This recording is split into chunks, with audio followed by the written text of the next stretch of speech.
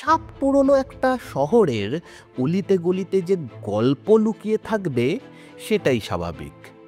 গ্রাম থেকে শহর আর শহর থেকে নগর হয়ে ওঠার পথে পথে তাই নানা রঙের গল্প বুনেছে শহর কলকাতা।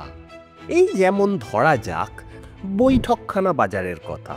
কলকাতার বিখ্যাত বৈঠকখানা বাজারের জন্মবৃত্তান্তের শিকড় কিন্তু কয়েকশো বছরের পুরনো।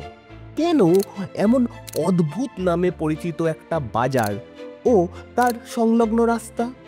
কারো বৈঠকখানা দখল করেই কি তবে সূত্রপাত হয়েছিল এই বাজারের? তা কথাটা একেবারে ফেলে দেওয়ার মতো নয়। বৈঠকখানাই বটে, তবে সে লোকের বৈঠকখানা নয়, খোদ জোপচার লোকের বৈঠকখানা। এককালে যাকে লোকে চিনত কলকাতার প্রতিষ্ঠাতা হিসেবে। এখন অবশ্য হাইকোর্টের রায়ে সে দাবি নাকচ হয়ে গেছে। 1690 খ্রিস্টাব্দে জঙ্গলে ঢাকা এলাকায় এসে ভিড়েছিল জোপচার্ণকের ডিঙি। যদিও তার প্রথম পছন্দ ছিল সেই সময়কার সমৃদ্ধ নগর শ্রীরামপুর, কিন্তু তিনি সেখানে ঘাঁটি গাড়তে পারেননি, কারণ সেই সময়কার অন্যান্য ইউরোপীয় বণিক গোষ্ঠী ও মুঘল সুবেদারদের দাপটে খানিকটা বাধ্য হয়েই তিনি চলে আসেন আজকের কলকাতায়। চার্ণক বুঝে গেলেন ব্রিটিশদের কুঠি করতে হলে তাকে হুগলি নদীর তীরে এই বনজঙ্গলে ভরা গ্রামেই থাকতে হবে। তিনি ব্যবসা জমানোর জন্য স্থানীয় ব্যাপারীদের সঙ্গে গল্প করতেন।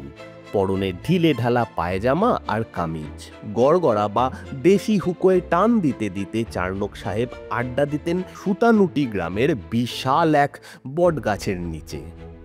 সেইখানে বিশ্রাম নিতেন বিভিন্ন এলাকা থেকে আসা ব্যবসায়ীরা।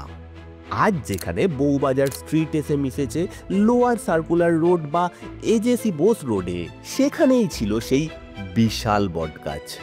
ক্রমে জায়গাটার নামই মুখে মুখে হয়ে গেল বৈঠকখানা। এর কয়েক বছরের মধ্যে যখন চার্ণক সাহেবিক সুতানুটি কলকাতা এবং গোবিন্দপুরের অভিভাবক, তখন এই গাছের ছায়ায় বসত তার কাউন্সিল বা বিচার সভা।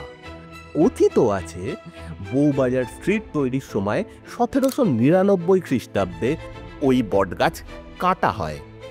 আড্ডার ঠেক বা মজলিসের দরবার গড়ে উঠেছিল যে গাছের আশ্রয়ে, সেই গাছ আজ আর নেই। তার স্মৃতি বয়ে নিয়ে রয়ে গিয়েছে বৈঠকখানা বাজার। ভারতের ইতিহাস সম্পর্কে এই রকমই ভিডিও আরও দেখতে ফেসবুক ও ইনস্টাগ্রামে ফলো এবং ইউটিউবে সাবস্ক্রাইব করে রাখতে ভুলবেন না।